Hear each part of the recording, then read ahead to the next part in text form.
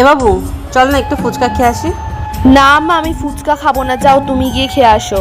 এই মেয়েটা তো ফুচকা খেতে অনেক ভালোবাসে, আজকে কি এমন হলো যে যাবে না বলছে?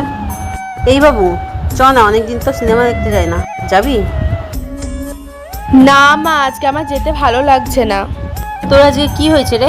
সব কথায় শুধু না না বলছিস। না মা, যাবো না। ধুর, মেয়েটার আজকে কি হয়েছে, আর কোথাও নিয়ে যাওয়ার কথা বলবো না। এ বাবু, তোর কি হয়েছে রে?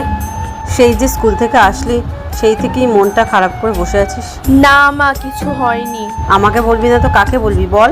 আজকে আমাদের স্কুলে না স্কুলে কি বল?